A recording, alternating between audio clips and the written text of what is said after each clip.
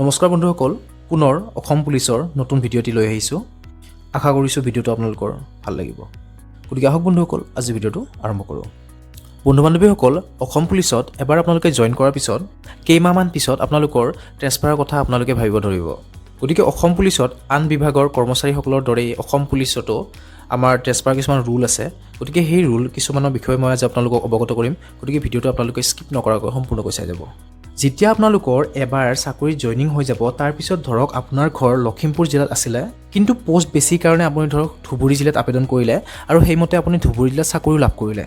এতিয়া নিশ্চয়কৈ আপুনি লখিমপুৰ জিলাৰ পৰা আহি ধুবুৰী জিলাত আপুনি চাকৰি কৰিব লাগিব।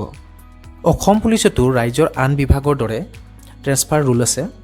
চাকৰিত জইন কৰা কেইবা বছৰ পিছত আপোনালোকে ট্ৰেন্সফাৰ ল'ব পাৰিব। এতিয়া কথা হ'ল আপোনালোকৰ গৃহ জিলালৈ আহিব পাৰিব নাই।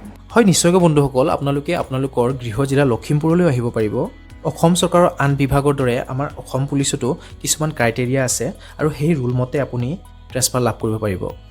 অসম পুলিচতো ৰাজ্যৰ আন কৰ্মচাৰীসকলৰ দৰে মিউচুৱেল ট্ৰেন্সফাৰৰ এটা সুবিধা আছে। যিহেতু এইটো এটা চৰকাৰী চাকৰি হয়, গতিকে আপুনি মিউচুৱেল ট্ৰেন্সফাৰ কৰিব পাৰিব।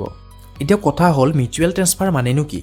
এতিয়া সহজ ভাষাত ক'বলৈ হ'লে, যিহেতু আপোনাৰ গৃহ জিলা লখিমপুৰ আৰু আপুনি চাকৰি পাইছে ধুবুৰীত, সেনেকুৱা হয়তো কোনোবা কেণ্ডিডেট তেওঁৰ ঘৰ হয়তো ধুবুৰীত আছিলে, কিন্তু তেওঁ চাকৰি পাইছে লখিমপুৰত। এতিয়া এই কণ্ডিশ্যনত আপোনালোক দুজনৰ মাজত যদি যোগাযোগ আছে আৰু আপোনালোকে যদি কথা পাতি তেওঁৰ ঠাইত আপুনি আৰু আপোনাৰ ঠাইত তেওঁ, এইটো মিউচুৱেল ট্ৰেন্সফাৰ বুলি কয়। যদি এই সুবিধাটো আপোনালোকে লাভ কৰিব পাৰে, তেতিয়াহ'লে উইদিন 1 মান্থৰ ভিতৰত আপোনালোকৰ ট্ৰেন্সফাৰ ইজিলি হৈ যাব। ইয়াৰ পিছত অসম পুলিচৰ আন এটা ট্ৰেন্সফাৰ হয়। এইটো ট্ৰেন্সফাৰটো আপুনি ইমাৰ্জেঞ্চি ট্ৰেন্সফাৰ বুলিও ক'ব পাৰে।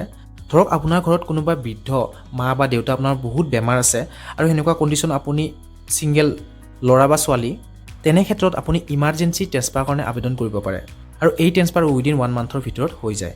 আৰু এটা কণ্ডিশ্যন, যদি আপুনি ফিমেল কনষ্টেবল হয় আৰু আপুনি যদি মেৰিড হয়, তেনে ক্ষেত্ৰতো আপুনি ইমাৰ্জেঞ্চি ট্ৰেন্সফাৰ কৰি আপোনাৰ স্বামীৰ ঘৰৰ ওচৰৰ থানালৈকেও আপুনি পষ্টিং ল'ব পাৰিব। ইয়াৰ পিছত আৰু এটা ট্ৰেন্সফাৰ হয়, সেইটো হৈছে জেনেৰেল ট্ৰেন্সফাৰ।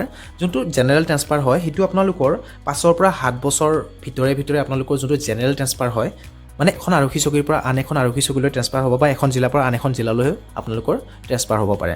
গতিকে এইটোক জেনেৰেল ট্ৰেন্সফাৰ বুলি কয়। ইয়াৰ পিছত আৰু এটা ট্ৰেন্সফাৰ হৈ গ'ল, যিটো ট্ৰেন্সফাৰ কোনেও ল'ব নিবিচাৰে আৰু আপুনি ল'ব নিবিচাৰিব। এই ট্ৰেন্সফাৰটো হৈ গ'ল পানিছমেণ্ট ট্ৰেন্সফাৰ। পানিছমেণ্ট ট্ৰেন্সফাৰটো এনেকুৱা, যদি আপুনি আপোনাৰ আৰক্ষী চকীৰ বা আইন কানুন কিবা ভংগ কৰিছে বা আপুনি নিজে কিবা ক্ৰাইম কৰিছে, তেনে ক্ষেত্ৰত আপোনাক আপোনাৰ পষ্টিং আৰক্ষী চকীৰ পৰা বহুত দূৰলৈ পাহাৰ নাইবা জংঘলৰ ওচৰৰ আৰক্ষী চকীলৈ পষ্টিং দিয়া প্ৰায় দেখা যায়।